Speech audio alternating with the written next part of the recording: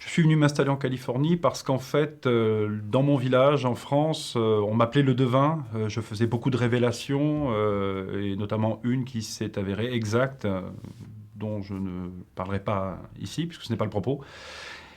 Et il a fallu vraiment que je quitte le pays. Et maintenant, depuis 20 ans, je suis installé ici en Californie et je m'y sens bien. Oh, non, non, non, non.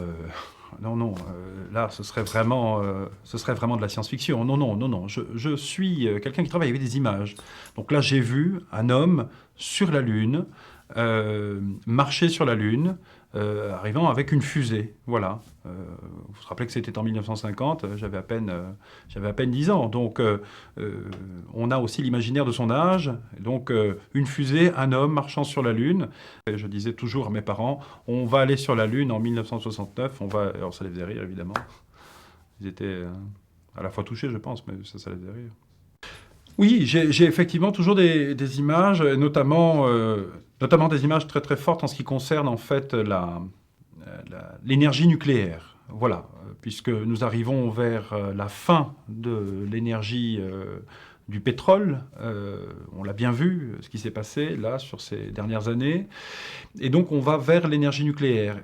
Et là, l'énergie nucléaire apportera son lot de catastrophes, notamment en URSS, où je prédis pour la fin de la décennie, avant la fin de la décennie, n'est-ce pas, une catastrophe majeure qui pourra remettre en question l'utilisation même du nucléaire. On va avoir des voitures électriques, on aura des voitures électriques, et ça très rapidement, aux alentours des années, je pense, 2000, 2000, qui est mon année fétiche, 2000-2005, les voitures à pétrole n'existeront plus. On sera sur des voitures électriques. Euh, et je pense qu'on aura, si ce n'est pas commercialisé, en tout cas, trouvé la solution de la voiture volante, la voiture magnétique. Voilà. Euh, Ça, je le vois tout à fait, très clairement.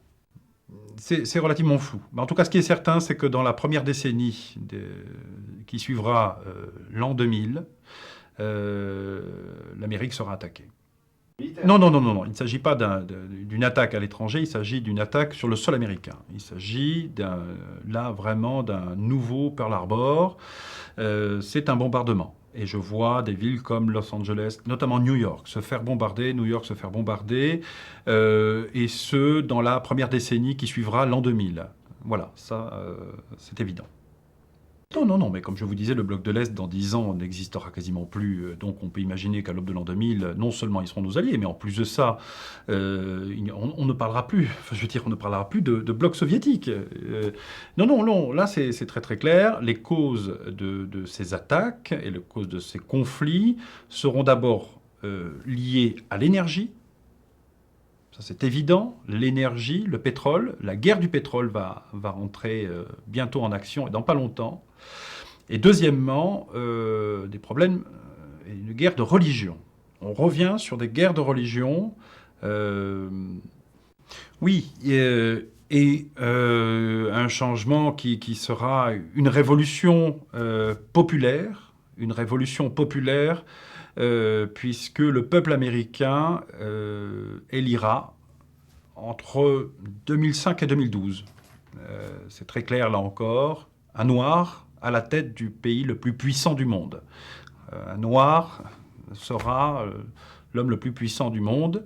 Et ce sera amené par un élan populaire, vraiment. Les gens seront derrière cet homme qui sera accueilli probablement, non pas comme un messie, mais en tout cas comme un sauveur. L'esprit d'un changement pour une Amérique qui aura souffert, je pense.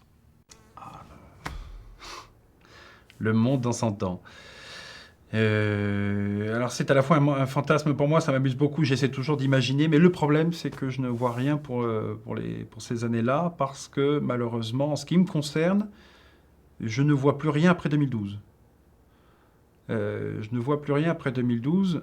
Je n'ai pas de flash, je n'ai pas d'image après 2012. Parce que ce n'est pas pour rien si je n'ai pas d'image après 2012, alors que c'est quelque chose que j'ai depuis tout petit. C'est soit effectivement ma propre mort, ce qui est probable, je n'exclus pas, je, je- je ne l'espère pas. Soit, parce que le problème, c'est que je vois aussi la, la rencontre, je ne sais pas comment vous dire ça, mais je vois aussi on va probablement rencontrer d'autres personnes.